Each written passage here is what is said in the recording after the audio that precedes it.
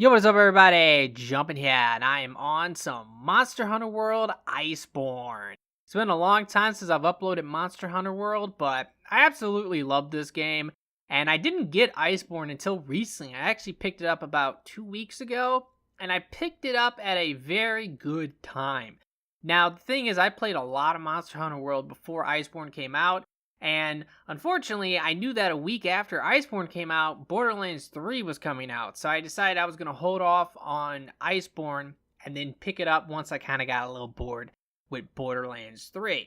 And if you guys have played Monster Hunter World and you've enjoyed it, 100% I would recommend getting Iceborne. It is amazing. But I picked a really good time to come back because soon after I came back, the Safi'jiiva Siege came out, and now we have these new amazing weapons. A lot of them are meta changing, and they are pretty much some of the best weapons in the game. But today, I want to talk about one in particular. It is the Aquashot light bowgun. This is a sticky light bowgun, and it is probably by far the best sticky light bowgun. So now, let's go ahead and talk about what makes this thing so good. So the first thing I do want to actually mention is the awakened abilities on this thing, and also like what is better? Is Sticky Ammo 2 better for this, or is Sticky Ammo 3 better for this? Now I personally believe that Sticky Ammo 3 is better just because it can do something that the other bowguns really can't, and that's like amazing. But Sticky Ammo 2 will give you more damage, and that is because the Sticky Ammo 3 will hit a damage cap. Where the Sticky Ammo 2, because it's hitting twice, it probably hits a damage cap as well, but it's going to actually add up to be a lot more damage. So that's kind of the option, and to be honest with you, you could probably mess around with that. You can maybe even put more attack on this thing and get rid of the recoil suppressor if you're going for Sticky Ammo 2. So it is an option if you want to try that out.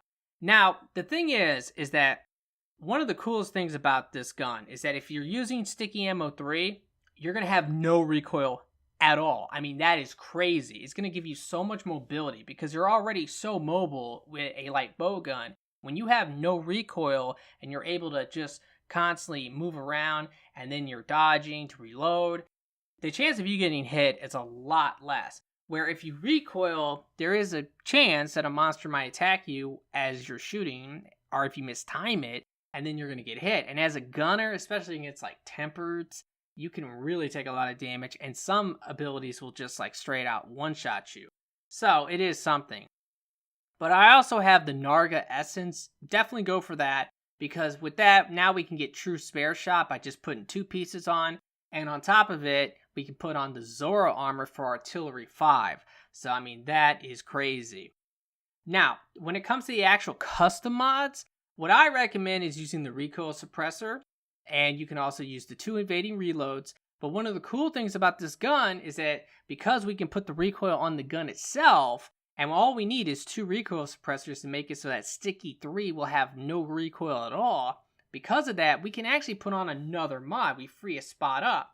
So what's really crazy is that we can actually put on the power barrel. Now, you also have the option if you want, you could play around with the Wyvern Blast mod. This way you can shoot your Wyvern Blast. And it can do a lot of damage if you can time it right. But I personally think the power barrel is so much better. Power barrel is going to allow you to get your stuns a lot quicker, and you're going to be able to get more stuns because of this. And when it comes to Wyvern Blast, if you stun the monster, you can always just run up and put your Wyvern Blast down and blow it up. I mean, that's how you normally do it anyway. And this is a sticky ammo gun, so the power barrel makes a lot of sense. And that's one of the big things about the heavy bowgun. The heavy bowgun has always been really good with Sticky and Iceborne because of the power barrel. You have that option to use it, where with the light bowguns, you've really never been able to use this before. And it is so nice being able to use this. So I do want to just quickly show this off real quick because, I mean, it is crazy, man. It is absolutely crazy that with Sticky 3, you're able to literally shoot it and move around at the same time. Now, unfortunately, one thing that can happen is that your timing of your dodge can actually get messed up sometimes because I'm so used to actually recoiling when I'm using another light bowgun. I've used a bunch of the sticky ones, and I'm so used to it that, like, sometimes I'll just mess up my dodge just because I'm not expecting that I need to dodge. You know, that's one of the problems with true spare shot. You never know when it's going to kick in. Now, with Sticky 2, no matter what you do, you're always going to recoil. And one of the reasons I'm not really a big fan of the rapid fire Sticky 2, because you're shooting 2, not only are you recoiling, but you're also going to have to go through the animation of shooting twice. So the chance of a monster actually hitting you is a lot higher because of that. Where with this, I mean, literally, like, I'm moving around the entire time. I'm able to get out of the way. It's really, really nice. The mobility is crazy. Now, when it comes to actually hitting the damage cap with your sticky ammo 3, because if you're doing a damage build for something like this, you want to be hitting that cap. And I really don't know the answer. You have to probably experiment with it to see what do you need to hit the cap. Like, attack boost could probably get you there. I know agitator does for me. The moment that agitator will activate, I will definitely hit the cap, no problem. So it's something to experiment with. And of course, you need to be eating for feline bombardier. That's also really important. But if you do that, you will hit the cap. And if you had better decos than me, you could probably figure out better ways of actually achieving the cap. Now, when it comes to this setup, you can see it for yourself. The only piece of armor I want to talk about is actually the alpha chest piece for the Zora. That's because it comes with 2 artillery, where the beta does not, and the beta gives you a slot 4 and a slot 2. But the truth is that you're probably going to end up putting in an extra artillery 4 slot, and that's just going to basically waste it, and you're only going to get a slot 2 out of this, where with this, you get a slot 3, you get a slot 1. It's just better overall. Now, for the decos for this build, this is what I currently have. But, like I said, if you had better, more god roll decos, you could definitely do some stuff. If I had, like, challenger level 4s, or if I had attack level 4s, I would probably try to figure out a way to throw them in here. And the thing is that with Sticky 2, remember, because there's no damage cap, if you're using that for just raw, pure damage, if you can get, like, a lot of agitator, a lot of attack boost out of this, that could probably hit for some crazy, crazy damage, way more than Sticky 3. I just personally prefer Sticky 3 because of the mobility, but it is up to you. Slugger is nice, by the way. It is definitely really nice for a build like this. With the Power Barrel and Slugger, we're going to be getting stuns, especially when you're playing by yourself. Oh my god, you get so many stuns. The recovery up is there because we have the health augment on this. I actually only have this weapon augmented once. I'm going to probably augment it again. I might put attack on it, or I might put more health regen. It's really, I don't know. It's one of these things. Like, do I need the attack? I don't think so. With this build, I hit the cap once agitator kicks in, and agitator's almost always up if you do a flinch shot. So it is one of those situations. Now, I do actually want to talk about another build, and for the gameplay, I'm going to be using this build because this is my support build. I love this build. And the reason is because I really like playing support. I think it's actually a lot of fun to do so. And it also allows me to just make sure that my team is going to beat that hunt. There are definitely some hard hunts. Sometimes you only can feint once or twice, and you're fighting some tempered elders or something. So it's nice to have someone doing support on your team. And the light bowgun, in my opinion, is one of the best at doing it because you can put it away, you can heal everybody, you can buff everybody. It is super nice. But because we have the Narga essence and we're able to only have now 2 Narga pieces, we can go ahead and get the Tyrex bonus as well for free meal. So we have a 75% chance of not consuming our own items. That is great. We're not really wasting our items. Now for this, I have the Brute Tyrex chest beta, and then the other 2 is the normal ones. And those are both beta. And I am using the glider mantle. I didn't mention this before, but the glider mantle is nice just because of those 2 level 4 slots. And it has a 180-second duration, so you can have this on and get some bonuses from those decos. It's really, really cool. I have the Friendship Charm 5 for the wide range. Now for the decos for this one, I feel like maybe I got a little lucky with these, but then again, I'm not too sure on how rare some of these decos are. Like the Release Gobbler, the Free Meal Release.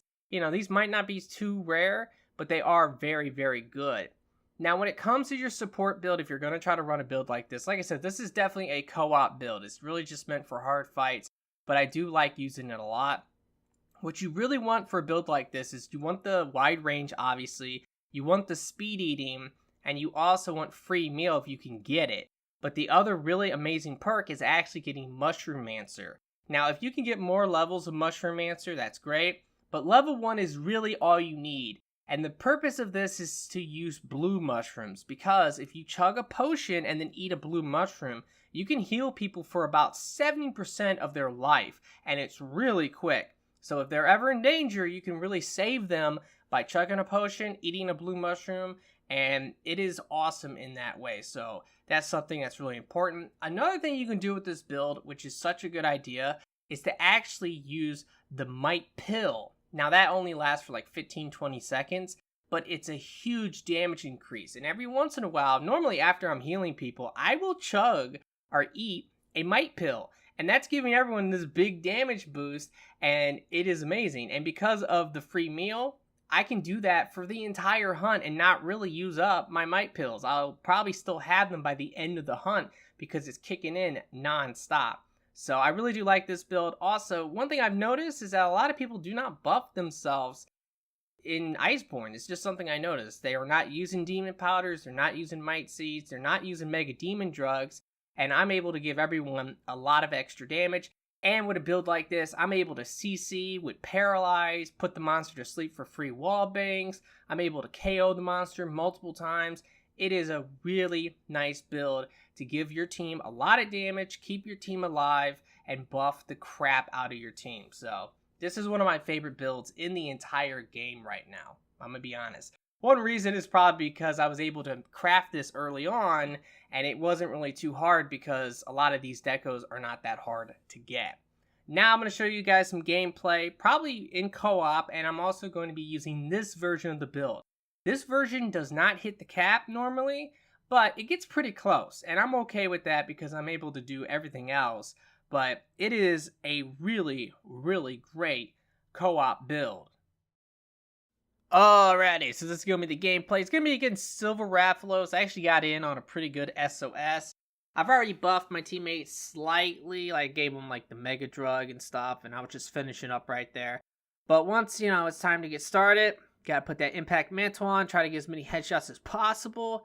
I am going to have a couple mistakes in this run, unfortunately, but it's a really good run, I think. And my teammates are actually really good too, so it was really nice overall. But point is that I actually forget to craft my sticky ammo. Sometimes I get so focused on like just wailing into the monster's face with the sticky and also paying attention to like my teammates to try to heal them if I need to and stuff, that I literally just brain fart and I forget like what I'm doing. And also I hate that crap that comes down. I always thought that was a Nertigante thing, but I guess it's just this area thing. It's very bizarre. But I mean, the main thing is when you have your Impact Mantle up, especially, you're going to flinch the monster, you're going to KO the monster multiple times, and I love it when people actually delay that Clutch Claw and they get it perfect like that, because that gives me a great opportunity to put a lot of stickies into the monster's head.